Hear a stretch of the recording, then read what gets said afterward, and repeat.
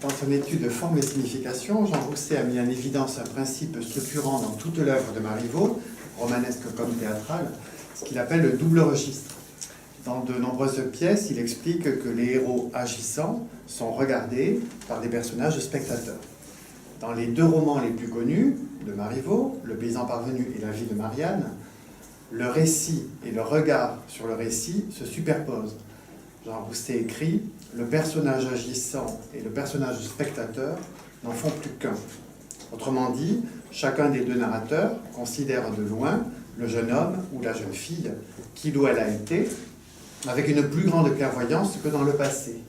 Et Jean Rousset note avec justesse, je cite, que la traduction de soi par soi exige le préalable dédoublement en regardant et en regarder, en à présent et en alors. Un tel dédoublement, un tel double registre, une telle prise de distance envers soi engendre inévitablement une certaine ambiguïté de la narration. Dans Le paysan parvenu, le narrateur, qui est Jacob devenu Monsieur Trois Étoiles, est à la fois personnage-acteur et spectateur de lui-même au cours du récit. Autrement dit, il est regardant et regardé, pour reprendre toujours la terminologie de Jean Rousset.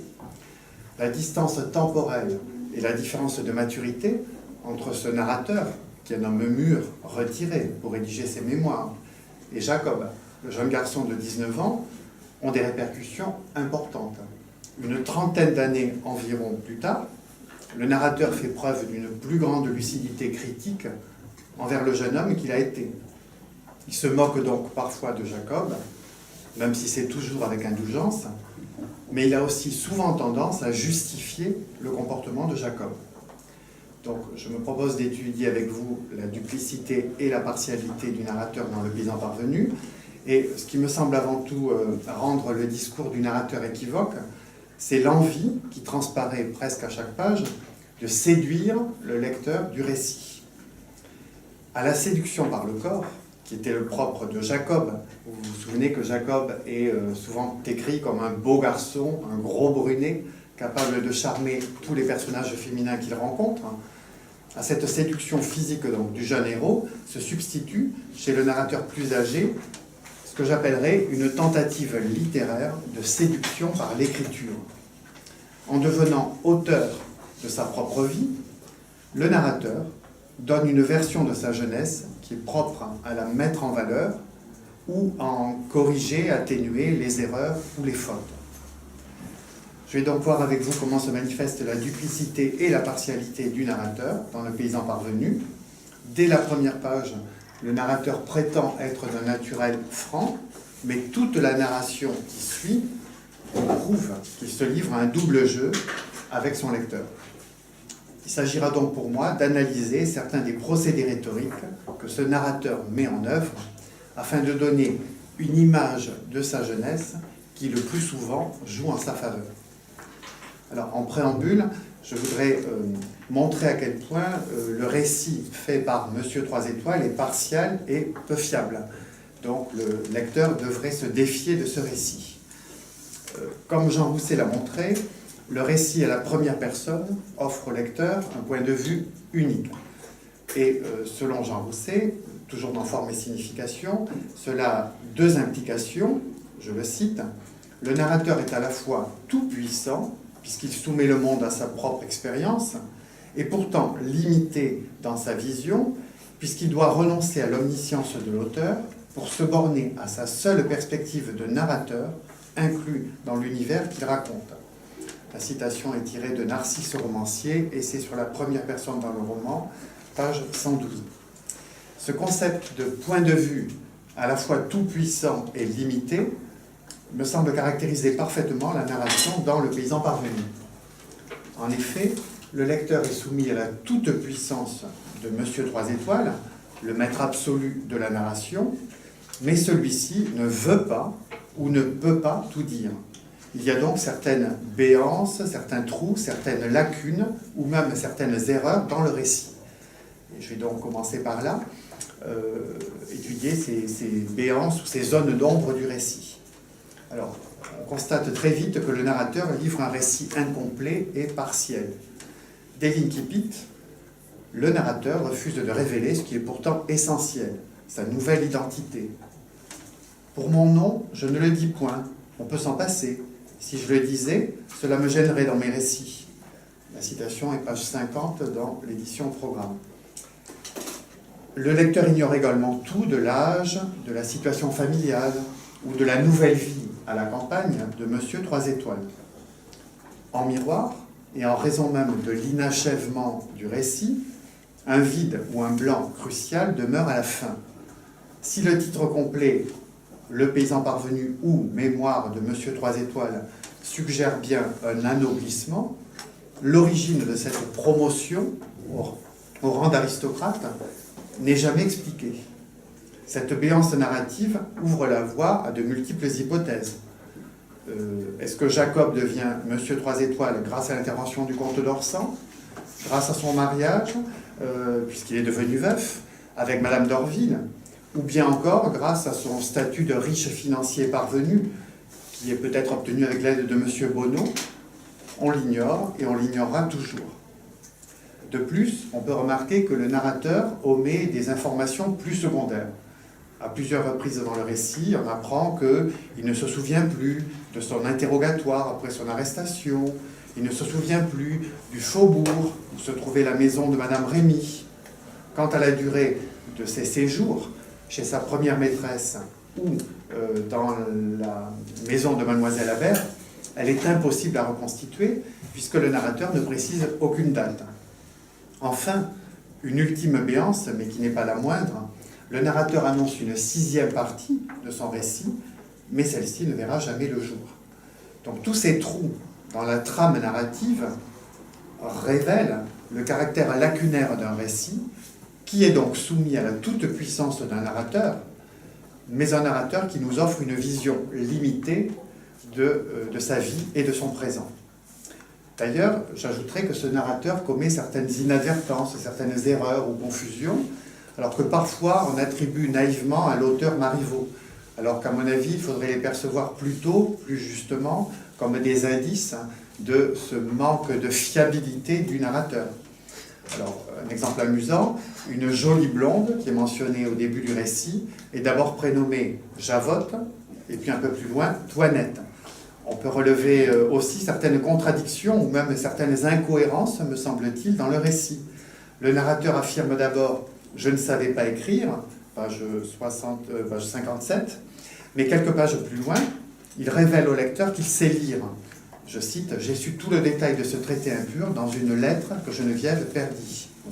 Donc on peut ici trouver un peu paradoxal cette incapacité à écrire et en même temps cette capacité à lire. Et de la même façon, ce sera mon deuxième point, le récit fait par Monsieur Trois Étoiles nous révèle régulièrement l'hypocrisie du jeune Jacob. Donc cela devrait inciter le lecteur à la défiance envers un personnage qui, dans sa jeunesse, est un hypocrite et qui a donc peut-être toutes les raisons, lorsqu'il devient narrateur plus âgé, de conserver une certaine duplicité. Dans un deuxième temps de ma première partie, je voudrais évoquer la duplicité de Jacob, à la fois en tant que personnage et en tant que narrateur.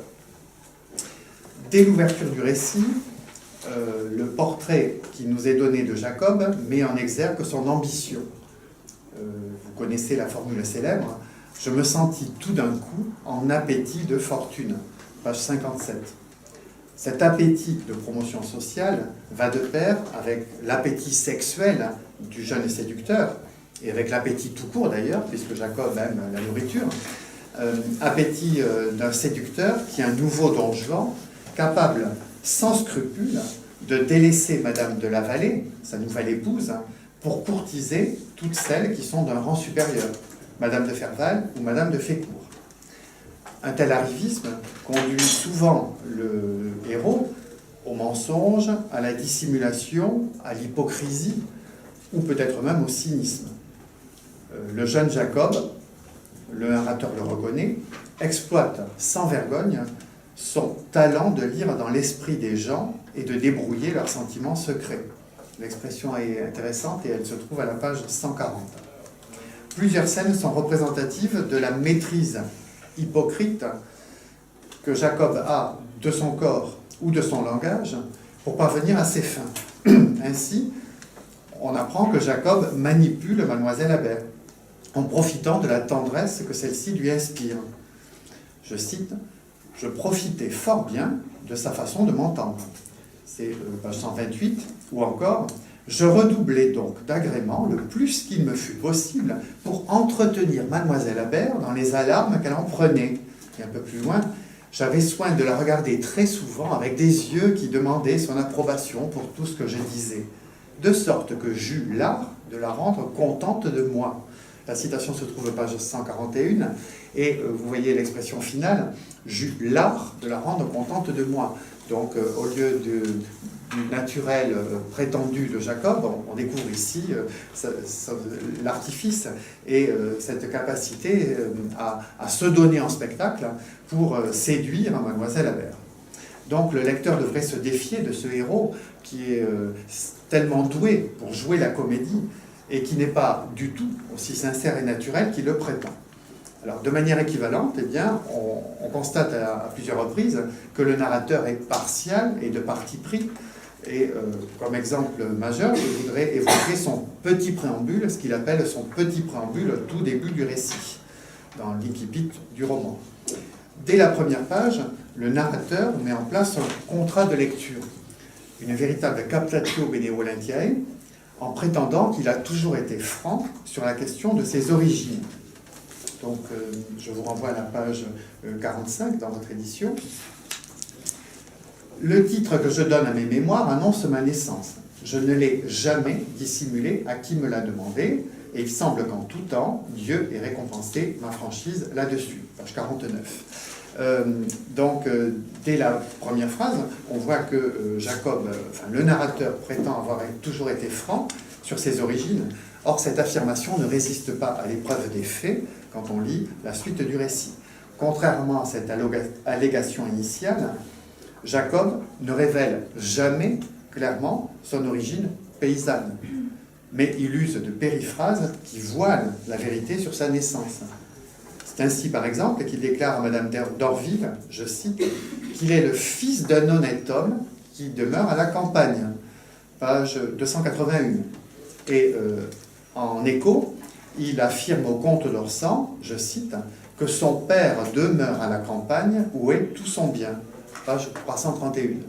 Donc, dans les deux expressions, on voit à quel point Jacob manie à la perfection des périphrases qui lui évitent de dire crûment son origine paysanne. En outre, quelques pages après l'incipit, le narrateur semble conscient lui-même que la version des faits qu'il livre à son lecteur est ornée ou même une vision déformante.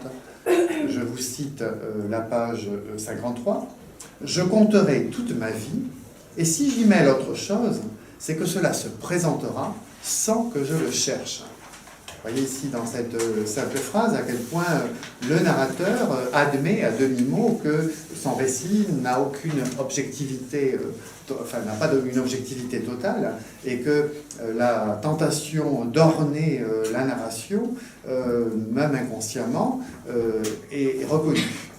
Dans ces conditions, on peut se demander quel crédit le lecteur doit accorder à un récit qui comporte autant de béances, de zones d'ombre, un récit qui présente un héros plein de duplicité, un récit qui reflète la subjectivité, voire la mauvaise foi d'un narrateur tout-puissant, qui est le seul maître de la version qu'il nous livre de sa propre jeunesse. En vérité, ce récit me semble constituer une entreprise très subtile et très littéraire de séduction du lecteur par l'écriture. Donc ce sera l'objet de ma deuxième partie. Je vais essayer de vous montrer que le récit fait par Monsieur Trois Étoiles est une tentative de séduction du lecteur par une rhétorique très maîtrisée, par l'écriture donc. Le narrateur devient en quelque sorte racontant de sa propre vie et utilise un certain nombre de procédés destinés à prendre au piège le lecteur naïf en mettant en avant donc les qualités de ce récit. Alors, je vais donc analyser brièvement les principaux procédés rhétoriques utilisés par Monsieur Trois Étoiles pour nous séduire, pour nous prendre au piège d'une écriture parfaitement maîtrisée. Alors, dans un premier temps, je m'intéresserai à l'affirmation récurrente par le narrateur du naturel de son écriture, de la spontanéité de son écriture, afin d'obtenir la bienveillance et l'adhésion du lecteur. Le narrateur prétend que son récit est totalement dépourvu d'ornements et de retouches. Il affirme avec force qu'il raconte des faits authentiques sans se préoccuper du style. Je reviens au petit préambule du narrateur. Dans ce petit préambule, le narrateur soutient avec fermeté son refus de se préoccuper du style et il revendique la véracité absolue de son récit. Je cite, page 50, « Je les écrirai, donc j'écrirai les événements de ma vie du mieux que je pourrai. Chacun a sa façon de s'exprimer qui vient de sa façon de sentir. Parmi les faits que j'ai à raconter, je crois qu'il y en aura de curieux, qu'on me passe mon style en leur faveur. J'ose assurer qu'ils sont vrais. Ce n'est point ici une histoire forgée à plaisir, et je crois qu'on le verra bien. » Donc, dès les premières pages, le narrateur fait tout pour imposer en quelque sorte au lecteur la thèse d'un récit sans artifice, d'un récit qui serait naturel, quasiment écrit au fil de la plume. Donc c'est un premier procédé rhétorique pour séduire le lecteur et lui donner donc cette illusion du naturel. Alors, dans un deuxième temps, le narrateur tisse un lien très fort avec son narrateur. Le narrateur implique fortement le lecteur dans le récit qu'il fait de sa jeunesse en lui donnant une présence fictive au sein du récit et en s'adressant régulièrement à lui. Tel incipit, le narrateur multiplie les apostrophes au lecteur. Le lecteur qui est souvent désigné par le pronom « on » ou le pronom « vous », et Monsieur Trois Étoiles converse avec son destinataire, son narrateur, de manière directe, notamment à la fin de certaines parties du roman. Vous savez qu'il est divisé en 5 parties, donc on trouve des phrases en fin de chaque partie, ou presque, qui s'adressent directement au lecteur. Par exemple, page 104, « Vous me direz ce que vous verrez dans la deuxième partie de cette histoire ». Ou encore, page 230, « On verra dans la suite ce qu'il en fut ». L'impératif à la première personne du pluriel est également très présent, afin de nouer un lien avec le narrateur. Je cite, « Revenons à moi, commençons, laissons là mes neveux, etc. » De plus, au cours même de son récit, le narrateur donne souvent la parole à son lecteur. Il se fait l'interprète de ses interrogations supposées et il lui apporte par avance certaines réponses. C'est ce qu'on trouve aussi souvent d'ailleurs dans les romans de jeunesse de Marivaux. Alors, par exemple, « Est-ce que vous aviez dessein de l'aimer, me direz-vous ? Je n'avais aucun dessein déterminé. » Page 198. Ou encore, « Par quel hasard, me direz-vous, s'était-il trouvé exposé au péril dont vous le tirâtes ? Vous l'allez voir. » Vous voyez qu'ici, le narrateur met en place un dialogue imaginaire, fictif, avec son narrateur, et cela lui permet d'instaurer une connivence avec ce lecteur fictif, virtuel en quelque sorte. Celui-ci est d'ailleurs souvent pris à témoin ou à partie, et son imagination est régulièrement sollicitée. « Figurez-vous la contenance que je devais tenir ?» dit le narrateur à son lecteur, ou encore « Imaginez-vous de ces laides femmes, etc. » Donc, on voit bien qu'ici, on a une stratégie du narrateur qui consiste à donner une place essentielle à son lecteur. Et on voit aussi que souvent, le narrateur anticipe les objections éventuelles du lecteur, les critiques à venir, afin de les désamorcer par avance et de justifier ses propres choix, ses propres partis pris narratifs. Je vous donne un exemple seulement. Je crois que ce détail n'ennuiera point. Il entre dans le portrait de la personne dont je parle. Page 94. Ici, vous voyez que le narrateur anticipe la critique qu'on pourrait lui faire d'une abondance, d'une surabondance de détails. Donc, cette association fréquente d'un je et d'un vous transforme le lecteur, quel qu'il soit, en destinataire privilégié d'un récit qui se prétend sincère et sans détour. Dans une autre citation, le narrateur précise, c'est page 328, « Je vous rends à peu près ce que je pensais alors ». Bon, même si on a une modélisation ici avec le « à peu près », eh bien, on a un narrateur qui prétend restituer de manière la plus précise possible, ou même sincère, ce qu'il pensait alors. Donc, ce deuxième procédé consiste à créer donc un lien très fort entre narrateur et lecteur pour transformer le récit en un dialogue purement imaginaire, bien sûr, et obtenir ainsi l'attention et la bienveillance du lecteur. Alors, dans un troisième temps, on peut percevoir aussi le recours à l'émotion chez le narrateur, afin de toucher le lecteur, afin même de susciter chez lui une certaine compassion. Monsieur Trois Étoiles présente parfois Jacob en victime d'une société qui tente à l'exclure, en raison de son origine paysanne, en raison donc de sa basse naissance, alors qu'à Paris, il est très vite amené à fréquenter les milieux aristocratiques. On peut en effet constater que même si les bonnes fortunes jalonnent le parcours de Jacob, eh bien, le récit met souvent l'accent sur les désillusions endurées par le jeune homme. Dès son arrivée, le jeune héros doit affronter certains revers de fortune. Dès la première partie, on apprend que son premier maître meurt brutalement, donc Jacob perd sa première place, puis il se retrouve en proie à la méfiance ou à l'hostilité d'une partie de son entourage, Mademoiselle Habert l'aînée ou l'abbé Doussin qui font tout pour l'écarter de Mademoiselle Habert la cadette. Et chez le président, dans la troisième partie, le paysan parvenu est confronté à un véritable tribunal. Puis il est victime, toujours dans cette troisième partie, d'une terrible injustice, vous vous en souvenez. On le soupçonne de meurtre et il est conduit en prison parce qu'il s'est emparé machinalement d'une épée ensanglantée. Les épisodes les plus pathétiques viennent ensuite.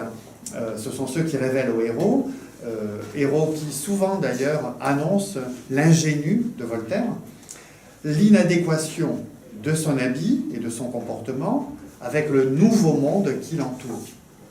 À 3 reprises, Jacob doit endurer de cruels colibés. Il subit des moqueries terribles. Donc chez Monsieur de Fécourt, chez Madame Rémy, où le chevalier se moque de lui en le nommant Mons Jacob, et enfin, dans la dernière partie, au chauffoir de la Comédie Française, où il a été conduit par le comte d'Orsan, qui est le neveu du Premier ministre de l'époque. Alors, je fais juste une petite parenthèse sur ce dernier lieu, ce dernier espace.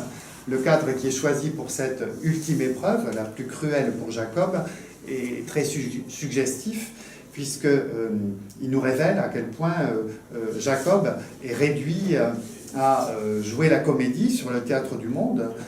N'oubliez pas que la pièce représentée ce soir-là, d'ailleurs, nous apprend le narrateur, est la tragédie de Racine, Mithridate. Donc Jacob va se trouver lui-même, sans le vouloir, personnage d'une tragédie, puisqu'il se sent déplacé, mal à l'aise sur la scène du monde, et alors qu'il est dans les coulisses, en quelque sorte, dans le chauffoir, eh bien, c'est lui qui devient le centre du spectacle, et il subit les moqueries parce qu'il se révèle un mauvais acteur. incapable de garder sa contenance face à tous ces aristocrates qui l'entourent et qui sont cruels envers lui. Donc c'est lui qui devient finalement un spectacle comique pour son entourage, tout en subissant, lui, une sorte de tragédie. Ce que je voulais seulement vous montrer par là, c'est à quel point le narrateur met l'accent sur ces épisodes si pathétiques pour le héros, pour obtenir de la part du lecteur une certaine compassion et pour faire en sorte que le héros apparaisse comme une victime aux yeux du lecteur. D'ailleurs, de manière significative, dans les 3 cas d'épreuves sociales dont je viens de parler, les plus douloureuses, donc la visite chez Monsieur de Fécourt, la rencontre avec Madame de Ferval, où le chevalier arrive de façon impromptue et se moque de Jacob, et enfin surtout le passage à la comédie, eh bien, le narrateur met l'accent sur ce qu'il appelle la perte de contenance de Jacob, afin de faire sentir et partager au lecteur l'humiliation subie par Jacob. Donc je relève les 3 citations. En ce qui concerne le passage chez Monsieur de Fécourt, on lit à la page 267 « Figurez-vous la contenance que je devais tenir ». Ensuite, lorsque Jacob est confronté au chevalier qui se moque de lui, page 289, « Pour moi, je n'avais plus de contenance, et en vrai benêt, je saluais cet homme à chaque mot qu'il m'adressait. Tantôt je tirais un pied, tantôt j'inclinais la tête, et ne savais plus ce que je faisais. J'étais démonté. » Je trouve l'adjectif intéressant, d'ailleurs j'étais démonté parce qu'on a à d'autres moments l'adjectif déplacé, qui montre à quel point le héros perd la maîtrise de son corps lorsqu'il subit ces redoutables épreuves sociales. Et enfin, lorsque le héros se retrouve à la comédie et qu'on se moque de lui, on apprend, page 332, qu'il perd aussi toute contenance. Et d'ailleurs, le narrateur refuse d'évoquer sa contenance. Je cite, « Aussi de ma contenance, je n'en parlerai pas, attendu que je n'en avais point. » Donc, vous voyez que, à travers tous ces exemples, que le narrateur, Monsieur Trois Étoiles, s'adresse à la sensibilité de son lecteur, cherche à toucher sa corde sensible, en quelque sorte, afin de l'attendrir, de l'apitoyer, en insistant sur les difficultés de l'intégration de Jacob à la vie parisienne. Alors, un autre procédé est également utilisé par le narrateur, qui nous prouve encore une fois à quel point le récit est partial et de parti pris. Eh bien, c'est celui de l'auto-justification. Monsieur Trois Étoiles construit un plaidoyer, en quelque sorte, souvent en faveur de Jacob, en trouvant au jeune garçon qu'il était des circonstances atténuantes, en essayant donc de prendre le lecteur au piège d'une rhétorique de l'auto-justification. Alors, on peut remarquer que souvent le narrateur admet certains défauts de Jacob. Il les confesse en quelque sorte, en particulier l'hypocrisie de Jacob ou une ambition excessive de Jacob. Mais tout en faisant ce travail de confession, eh bien, le narrateur adopte souvent une stratégie d'atténuation de la faute. Ce qu'on pourrait appeler une casuistique, qui consiste à essayer de persuader le lecteur que les intentions du jeune homme étaient pures, même si les actes ne l'étaient pas tout à fait. Ainsi, comme premier exemple, on peut rappeler la manière dont le narrateur justifie la tentation chez le jeune Jacob d'accepter le marché immoral proposé par son premier maître. Dans la première partie, je vous le rappelle, donc le premier maître de Jacob cherche à obtenir les faveurs de Geneviève moyennant finance, et il propose à Jacob d'épouser Geneviève, à condition bien sûr de fermer les yeux sur les faveurs que Geneviève devrait accorder à ce premier maître. Et à ce moment-là, eh bien, le narrateur fait référence au péché originel sous la forme d'une interrogation rhétorique. Page 73. N'était-ce pas là la pomme d'Adam, toute revenue pour moi? Donc ici, la phrase interrogative montre à quel point le narrateur s'efforce de justifier la tentation à laquelle Jacob, peut-être, ne pourrait pas résister, à laquelle il serait inévitablement conduit, à laquelle qu'il finirait par admettre. Et puis, juste après, le narrateur met en scène de manière plutôt grandiloquente un combat allégorique entre l'honneur et la cupidité. Comme si Jacob risquait effectivement d'être pris au piège de ce combat inégal. Donc, je n'ai pas le temps de développer, mais on voit que à cette page 73, Jacob apparaît aux yeux du lecteur comme une victime bien plus qu'un coupable. Il est pris au piège d'une société corrompue et il risque fort de ne pas pouvoir échapper à la tentation.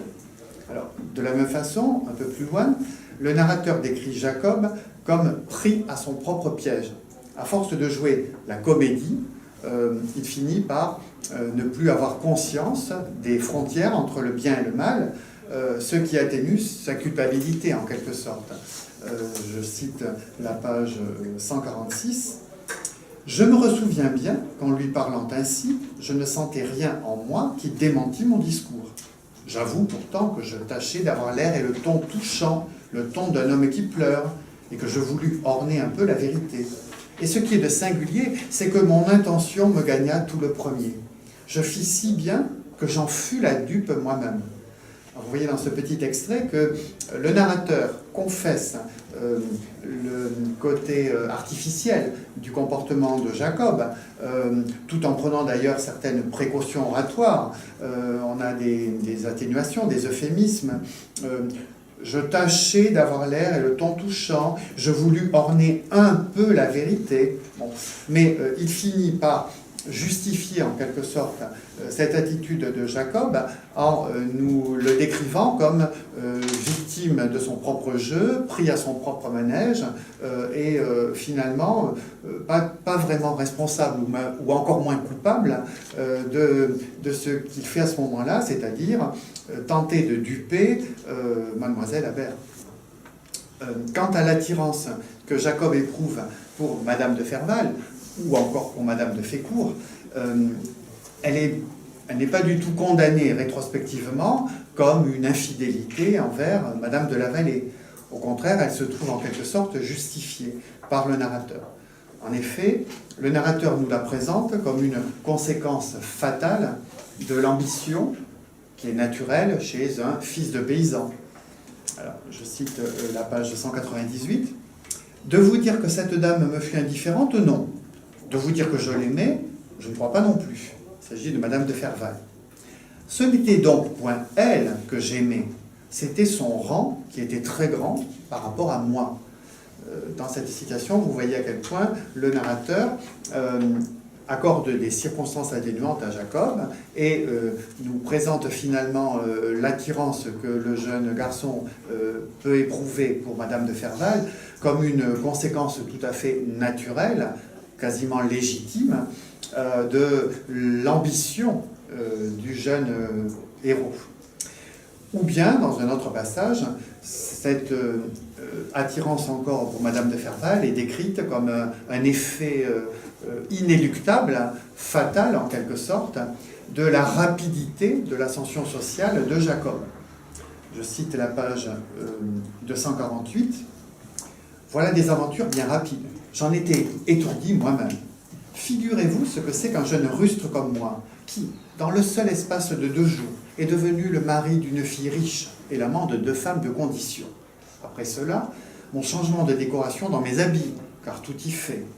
Voyez que de choses capables de débrouiller mon esprit et mon cœur. Voyez quelle école de mollesse, de volupté, de corruption et par conséquent de sentiment. car l'âme se raffine à mesure qu'elle se gâte. Je donnerai un dernier exemple. Avec mauvaise foi, au détriment de toute vraisemblance, le narrateur en arrive à soutenir que Jacob n'éprouvait aucune vanité quand il arborait sa robe de chambre et ses pantoufles. Alors, je n'ai pas le temps de vous citer tout le texte qui se trouve page 313, mais on voit à quel point le narrateur ici commence par admettre que le comportement de Jacob reflète une fierté qu'on peut prendre pour de la vanité, de posséder enfin des objets emblématiques du confort bourgeois, une robe de chambre et des pantoufles. Mais quelques lignes plus loin, eh bien, il affirme, je cite, « Je vous dirai au reste que, tout enthousiasmé que j'étais de cette agréable métamorphose, elle ne me donna que du plaisir et point de vanité. » Donc on a ici un exemple de ce qu'on peut appeler donc, la mauvaise foi du narrateur, ce refus d'admettre certains défauts du jeune Jacob, puisque la vanité est donc récusée. Et quand le narrateur admet malgré tout que Jacob fait preuve de vanité, souvent ce sentiment est décrit non pas comme un défaut dont le jeune homme serait coupable, mais comme un état qui est subi, presque un état pathologique dont Jacob a été la victime. En effet, certaines métaphores sont récurrentes, comme ivresse de vanité, tourbillon de vanité, fumée de vanité. Donc vous voyez que ces métaphores permettent de suggérer que le jeune homme s'est laissé entraîner, malgré lui, par la vanité, et elles atténuent donc la responsabilité du héros. Donc le narrateur du Paysan parvenu ressemble, pour moi, bien souvent au Jean-Jacques Rousseau des Confessions, quand celui-ci fait le récit de sa jeunesse et plaide en faveur du jeune homme qu'il a été. Dans le Paysan parvenu, de la même façon, le narrateur maîtrise l'art, l'artifice de présenter à son avantage certains des comportements ou des défauts passés de Jacob. Et on voit également que pour toujours infléchir le lecteur, eh bien, le narrateur a tendance à faire l'apologie ou l'éloge de ses propres qualités. Ce sera mon 5e et avant-dernier point, donc ce qu'on peut appeler la mise en valeur de soi, qui est encore un élément de la stratégie de séduction du lecteur. Alors, vous l'avez remarqué dès l'ouverture du roman, le narrateur fait immédiatement un portrait très élogieux du jeune garçon qu'il était. Un jeune garçon de 18-19 ans, très séduisant, un beau garçon, gros brunet, qui a toutes les caractéristiques requises pour séduire les femmes. Je cite, page 139, excusez-moi, je vérifie la page, tout de même. Oui.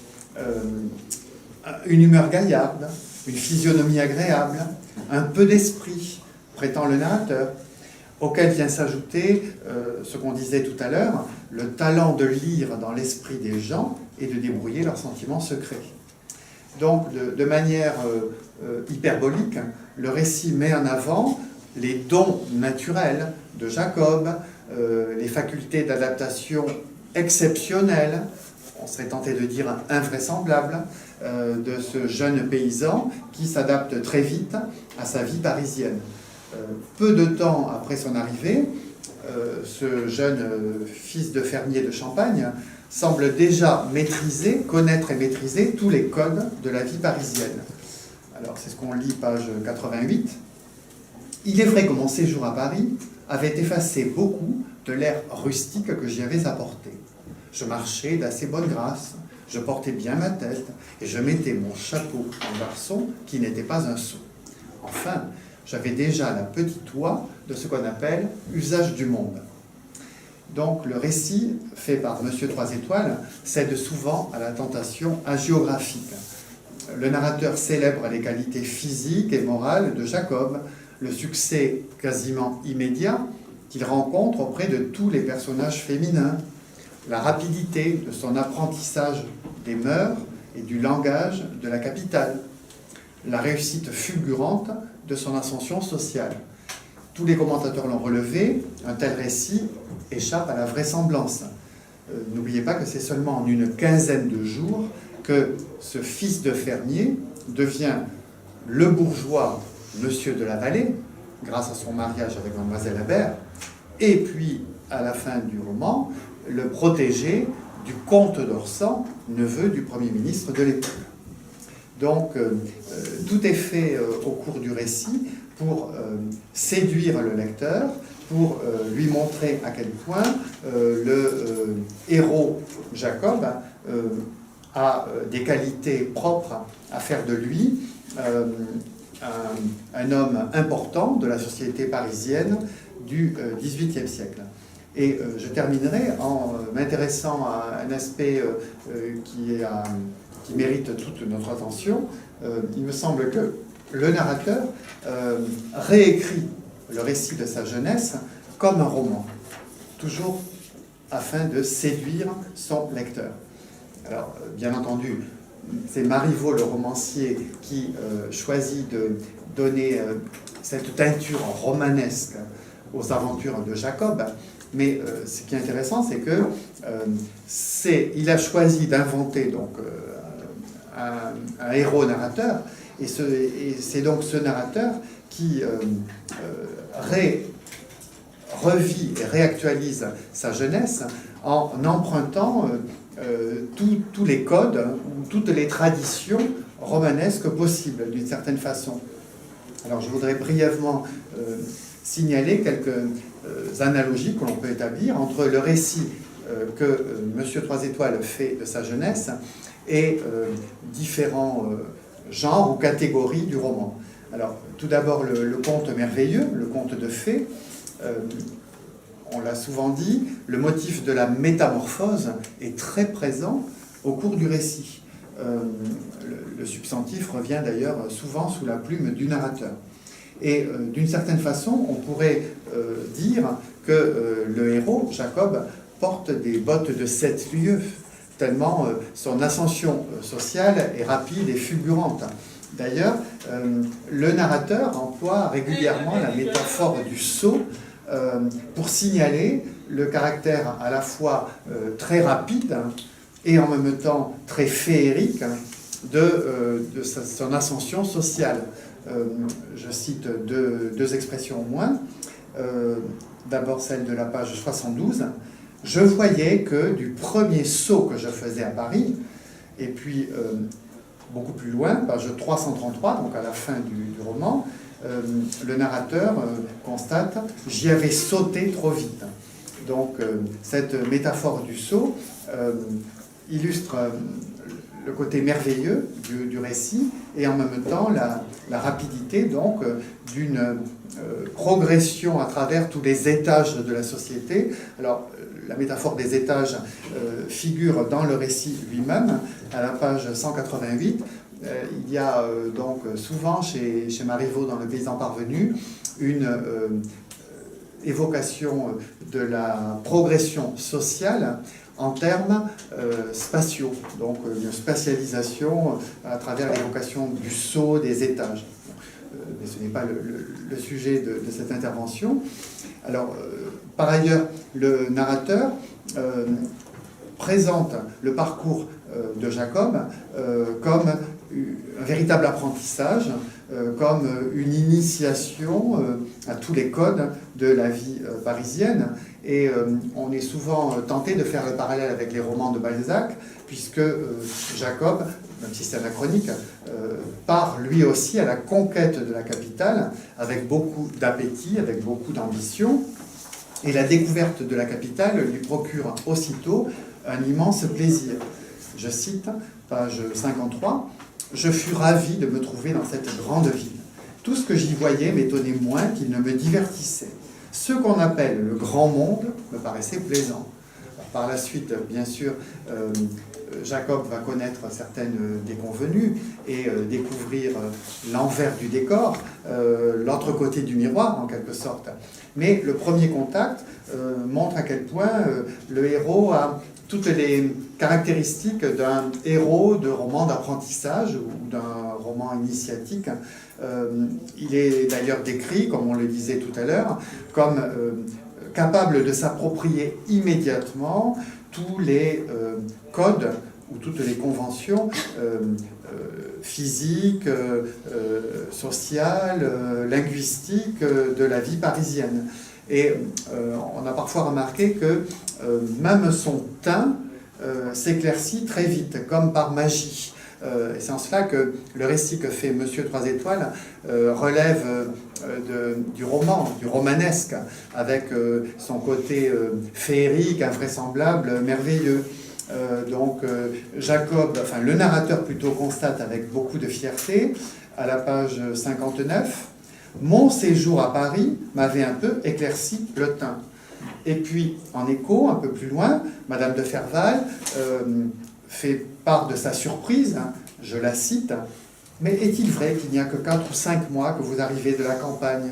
On ne le croirait point à vous voir. Vous n'êtes point allé, vous n'avez point l'air campagnard.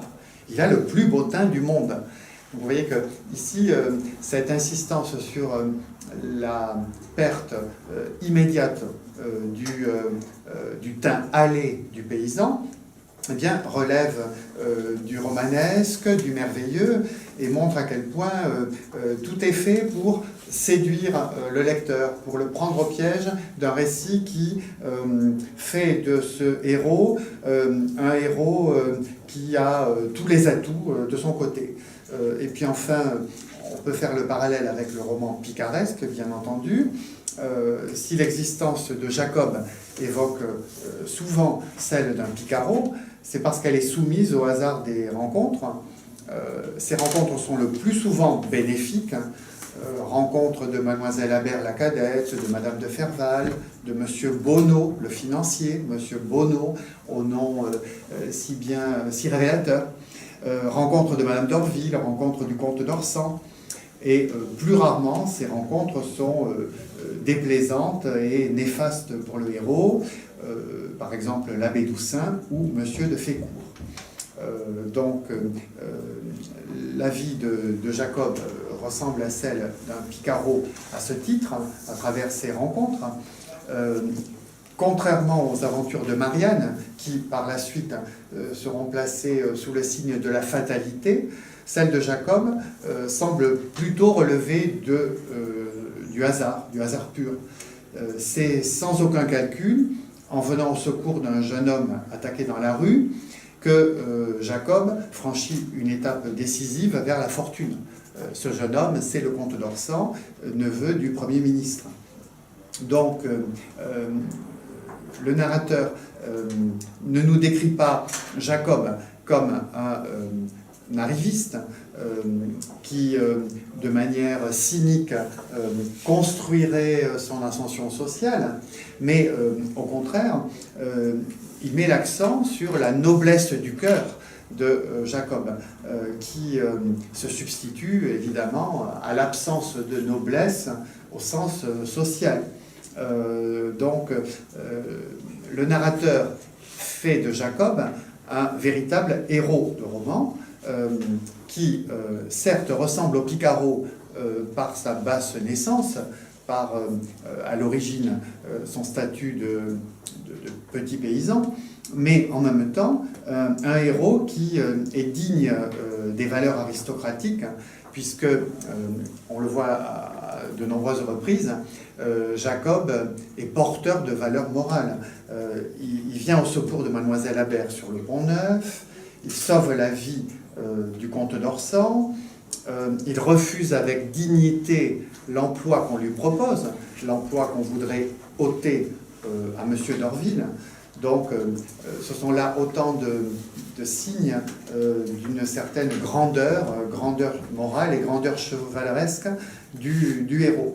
Donc, dans cette dernière partie, j'ai essayé de vous montrer que le récit mené de main de maître par Monsieur Trois Étoiles prend une forte teneur ou teinture romanesque, et le lecteur, qui est entraîné par le rythme très rapide de ce récit, par les invraisemblances de ce récit qui multiplie en 2 semaines les rebondissements, ce que le narrateur appelle les coups de hasard, page 92, et en même temps les bonnes fortunes pour Jacob, eh bien, le lecteur peut se laisser emporter, charmer, séduire par une telle narration, s'il oublie qu'elle est donc totalement prise en charge par ce narrateur dont le point de vue est unique et qui en même temps a la maîtrise totale du récit. Alors, en conclusion, je voudrais rappeler que, devenu auteur donc, de son propre récit de vie, Jacob, Monsieur 3 étoiles, poursuit une entreprise de séduction, mais autrement. Donc ce n'est plus le corps qui est l'instrument utilisé, c'est l'écriture. J'ai essayé de vous montrer à quel point le narrateur joue un jeu tout aussi ambigu et plein de duplicité auprès de son lecteur que le jeune Jacob le faisait auprès des personnages féminins. C'est donc bien là un facteur de continuité et non pas de rupture entre le héros agissant et le narrateur regardant. On insiste souvent trop sur la rupture entre les deux. Le concept de Jean Rousset, le double registre, est très fonctionnel, mais en même temps, il ne faudrait pas l'interpréter comme une séparation totale entre un narrateur qui porte un regard surplombant, distancié sur le jeune homme qu'il a été, et ce jeune homme. En fait, dans Le Paysan parvenu, on a une continuité entre les deux, et la même duplicité souriante chez les deux, chez Jacob en tant que personnage, et chez Monsieur 3 étoiles, le narrateur. En éveillant sans cesse la curiosité et l'intérêt du narrateur, en mettant en place une stratégie rhétorique très maîtrisée, le narrateur tisse avec talent son récit de vie. Afin de séduire le lecteur, il joue sur tous les registres, l'émotion autant que le sourire, la sincérité autant que la duplicité, la lucidité autant que la distance envers soi-même. En fin de compte, le destin que Marivaux donne à son héros, Jacob devenu narrateur, ou encore à Marianne dans le roman qui suivra, eh bien, consiste donc, selon moi, moins à devenir un parvenu, à réussir une ascension sociale, qu'à se métamorphoser en un écrivain, ou un écrivant, si vous voulez, apte à séduire indéfiniment le lecteur. Merci.